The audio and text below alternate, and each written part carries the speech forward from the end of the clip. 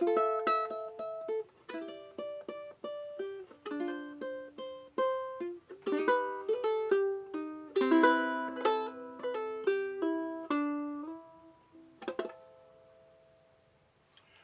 fellow ukuleleans. Jeff Weinberger coming at you here with a new tutorial. I'd like to get onto a new subject today. It is called chord equivalence. I've referred to this a lot in past videos. I oftentimes will teach a song, some strums, a little bit of music theory, but I always end up by saying, well, we'll talk about the deeper theory later. Well, later is today. We're going to get into it. So chord equivalence is just my term for chords having the same notes in them, but sometimes having different names. Super common example is a C6 chord, which is the four open strings of our ukulele. G, C, E, A.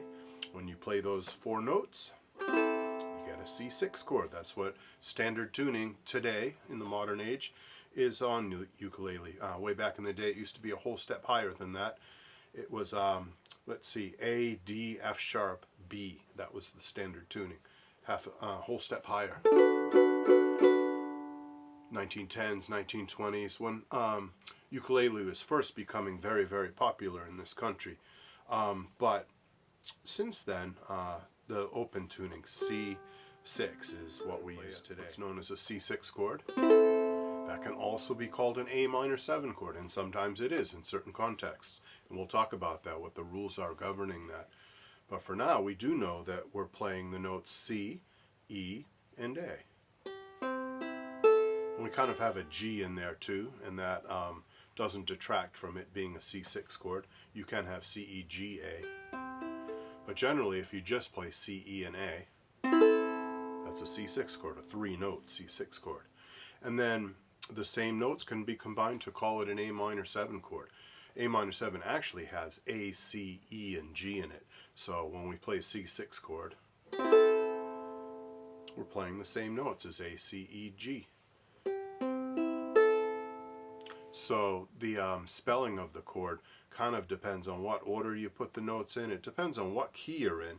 Depends on what you're considering the root, and most importantly, it really depends on what the function of the chord is harmonically. How is that chord acting in the song? Is it the one chord? Is it the tonic? Is it the 6 minor chord, etc. It depending on where it is in the key and how it is in the song. Where's it going to? Where did it come from? How long does it stay there? All those factors. So a simple C major chord, a triad, three-note C major chord is C, E, G. That we know, that's easy, C, E, G. When you play a C chord, you're actually playing a G note, a C note, an E note, and then a C note up an octave from the open C.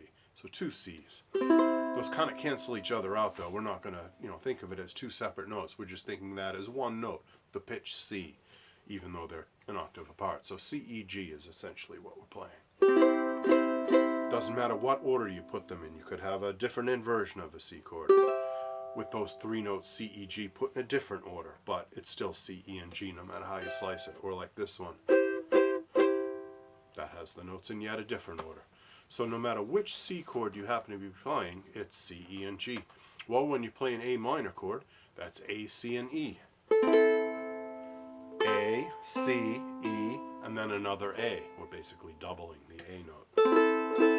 So that doesn't count as two separate notes. When you double a note, it's the same note. It's just A. So A, C, E is an A minor chord.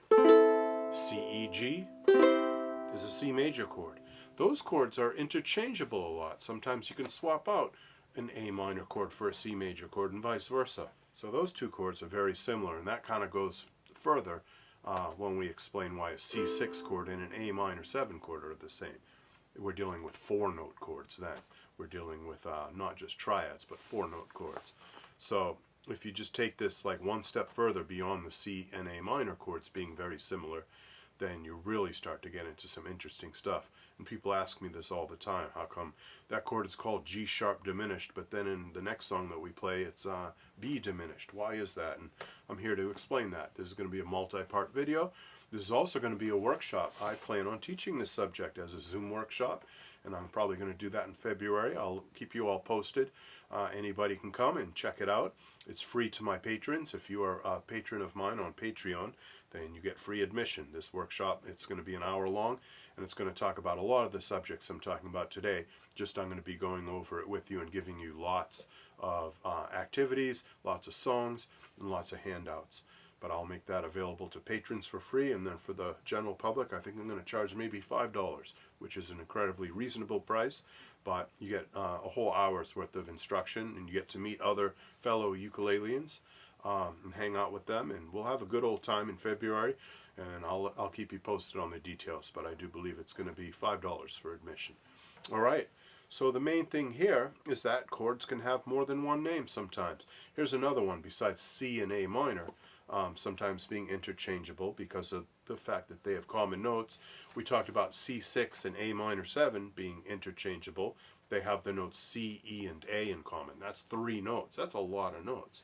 They're very related, those two chords. Well, C major 7, that's the notes C, E, G, and B. That was the last chord I played in that little thingy that I made up for the intro there.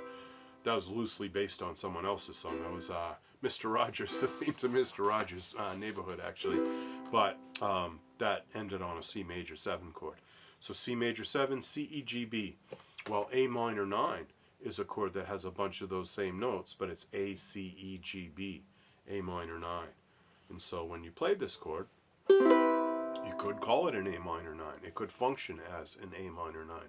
But generally when we play it, it's a C major 7. Like when you play Everybody's Talking, or what's that tune? Gentle on My Mind. Those two songs use that chord, C major 7.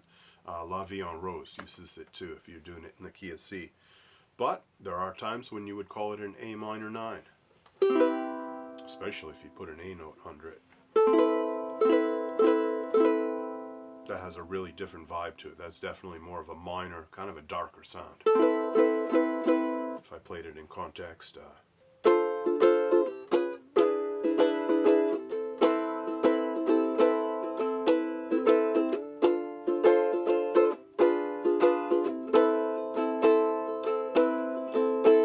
that's definitely more minor.